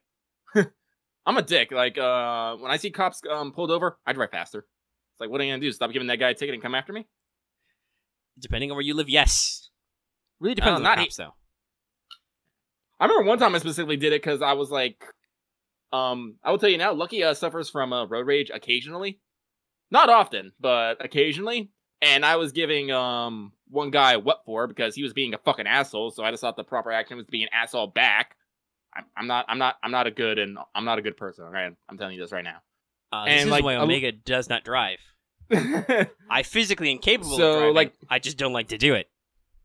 Oh, trust me, I hate fucking driving for a variety of reasons. But so we come around this curve, and he sees the cop car, and he just like slams his brake. I'm like, nope, I'm gonna speed up. Oh man, that dude, he was mad. I was like, shoot immortal. And see, if Editor Lucky was getting this audio, he would clip that the fuck out and post it later in the week for his own amusement. Oh yeah, huh?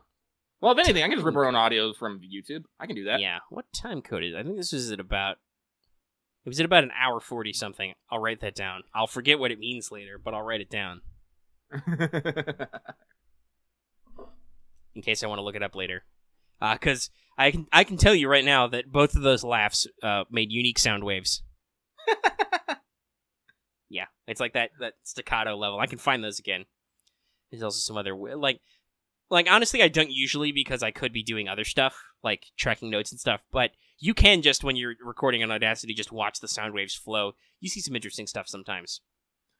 Like, well, yeah, he mentioned visually... Well, I was just going to say, like, visually, is very distinctive. So if I give it, like, an I can always be like, there's a pause word. Breathing, like taking a breath in between statements, has a very distinct sound wave.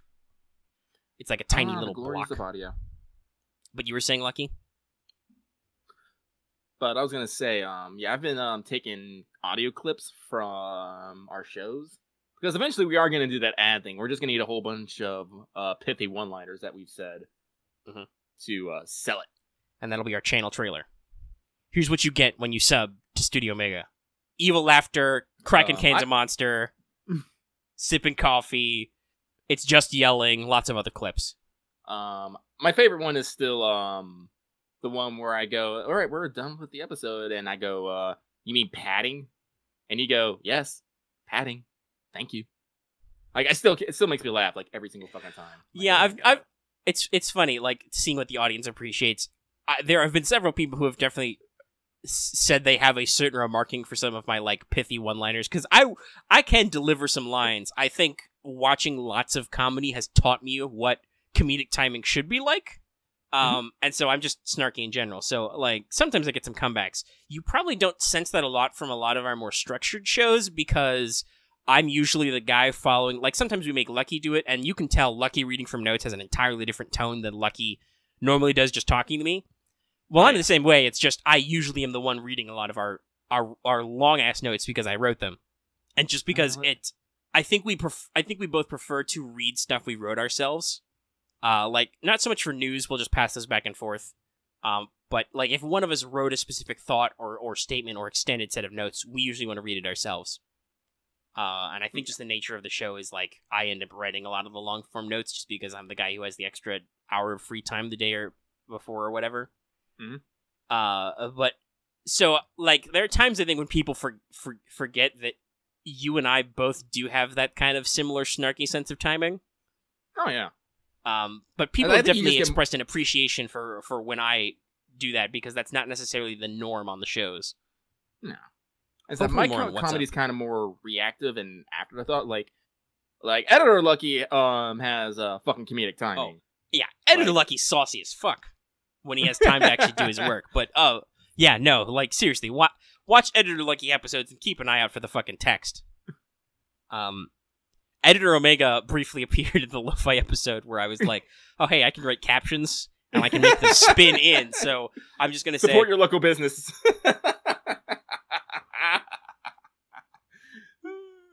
Hey, Lucky, just like Lucky's computer's dead right now, so I'm here.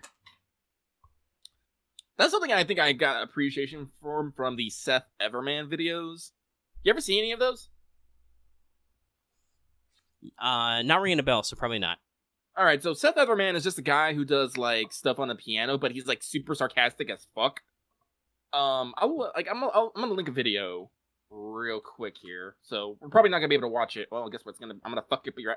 One day, I'm going to make a fucking up your algorithms T-shirt. Like it's on like. I mean, I could literally just put that text on a T-shirt, but I'm sure you want to do some design thing with it. I want to do a design thing of my avatar, like also, holding up a wrench. We might have. I don't. Will Teespring market it with literally saying "fucking up your algorithms"? I don't know. People are. Listen, I think that people are weird. Like, what people do and do not think is okay is a weird thing to me that I don't necessarily follow. Because like YouTube is sensitive about swearing at certain points in your video. Really? Yeah, no, like there have been studies about whether or not videos that have like first of all, don't put swears in your actual body of text because that'll totally get you demonetized or like limited monetization because they're like, oh, wow. We're not sure this is suitable for all advertisers. But there have also apparently been questions of whether or not like swearing in text does. We're like, whatever, we're not going to censor ourselves. That's too much of a pain in the ass. Yeah, so I just posted, so I recognize the video game music genre videos, but that's all I've seen by this guy. Yeah, like no, it's not the like the videos are funny themselves, but it's also the fucking captions, which I don't think Seth Everman does himself. Or he might, I don't know. But if you read them along with whatever's going on, it's fucking hilarious, and that's the effort. That's the essence of what Editor Lucky's trying to capture. Because the sass. See, I'm just like reading like any of it, and well, that reminds me of some stuff. Like I know for Team 4 Stars Helsinga Bridge, they explicitly have the Canadian English captions set aside for gag subs, which are full of just funny misquotes, funny subtitling of people in the captions, or just random fun facts. All obviously, yeah. And so, like I said, because originally I was thinking of like just doing the all the jokes in captions, but I'm like, people might not turn those on, and as I said, I need something. Well, and also, and then there's always the someday we might get big enough that like I'm pretty sure you can do community submissions for captions on all your videos. I think that's enabled. So like people might want to actually submit actual captions for our videos. Yeah, one day. Like, I expect most of our videos are too long to do that, but who knows? Someday we'll have people with nothing better to do who follow us all the time. Some would argue we have that already. But yes, we like comedy here. And fundamentally, like, I believe What's Up is released as labeled as entertainment. Because it's not... oh, that's what we call it. Yeah. Like, I guess there's, like, people I think we could do. There's a couple of categories, but I prefer to call it entertainment because that's what I view it as. Most of our content goes under gaming because it is. Anime Power Hour was film and animation because duh. But this is just... What's Up is just entertainment. It's just whatever. We're going to talk. I hope you are entertained. Are you not entertained? And I guess people are. I mean, a decent chunk of people watch them and like them and give us positive feedback. Yeah, we usually get 100 to 200 views. Depends on the subject. Like, some are obviously, like, the one where we put Studio Ghibli in the title got way more views than just the Video Game Awards one did. Heck. Maybe like 100 more, but we'll see with or maybe it was like, I don't fucking know. The numbers change all the time. And while I think we have the most accurate numbers looking at the actual Creator Studio backend, that's still a thing that's in flux, right? Like yeah. YouTube takes a couple of days to like lock down, okay, here are what your numbers actually are. But yeah, hey. We're doing stuff. We're doing work. We hope you're entertained. We're at almost 2 hours. Honestly, if we don't have anything better to talk about, this would be a great point to end the episode. But I don't know if we're actually if we done. End it now, we can get fucking Martha, and we can probably play mages later. Maybe I should have to grab some dinner real quick because it's 6:30 or something. But we could totally do that. Yeah, because I still got like half a can of Monster, and so I'm not gonna be crashing for at least another 4 hours. All right, so it sounds like we got plenty of time to at least start something. I got to obviously turn this around and post it. Well, not post it, but like export the audio and maybe not get it started rendering because that'll probably crash my machine. But anyway, so we can go ahead and wrap the episode here. Woo! And I'll go eat something, and we can maybe do some more content because, hey, I'm not going to turn down more fucking videos. Are you nuts? I love videos. I love posting videos. That's great. Whenever I don't have to work to post a video, that's perfect. And you might think, Omega, doesn't that mean you're going to sit down for like 2 hours and then render a fucking 2-hour video and post it? But yeah, that's not work, though. That was all off-the-cuff stuff. That's work for your computer. I did the work in Mages of War months and years ago. That's all pre-worked out. We actually caught a couple things that were missing. Yeah. The eternal beta state of Mages of War caught a couple things because it was like at some point you were like, I think you said this on mic, but you were like, yeah, I didn't really see a lot of good advanced careers option for Officer. I'm like, okay, I'll kit bash some stuff, and I came up with a couple extra ideas. One of which actually worked out to be for officers. I was like, companions can't get navigation or intimidation. Okay, that's probably an oversight. Let me fix that real quick. There's another thing that came up where it was like buying magic talents for companions, and I double checked, and I was like, oh wow, there's really only one thing that gives you that. Let me fix that also. Yep. Because while they should not be as good as you, but they're supposed to be a certain amount of flexibility to companions, so it's like, well, if they can't have the option to take some of this stuff, that's not great. Yeah. They can't get up to like plus 20 or 30 and things, but, they should still be able to do basics. Right. They should have a decent spread of stuff so that they can do stuff either to help you or, like, off camera or whatever. All right, anyway, let's go ahead and wrap this up. Woo! So I can drink plenty of water and I'll eat some stuff and we'll move on. So if you like this episode, give it a like. If you have any comments, leave them in the comment section down below. You can also join our Discord. That link is in the description because joining our Discord is very important if you want to do stuff with us. And if you are new here and have not already, please subscribe. We love it when you subscribe. And even if you are already subscribed, don't forget that bell for notifications. So you always know when we post a video because like we always say, you can't ever really be sure when that'll happen. I'm sorry. Well, I mean, it's not even that. Like, making videos public is manual, too. So, like, that means Omega has to get up and do that. And if I, like, oversleep by, like, an hour or two, the video gets posted late to the public. Or Me6 fucks it up and gets sassy. There's that, too. But, like, that's why you turn the bell on for notifications on YouTube. So you can always know. Because, like we said, sometimes our Discord bot does not properly announce stuff. And then sometimes he decides to announce it, like, 2 hours after I've announced it. But it's good. That's tension that works for comedy. Anyway, that's the episode. Like we said at the start, don't forget to possibly consider supporting us on Patreon, because you can get access to this episode literally right away as soon as the audio's done. That's not work my computer has to do.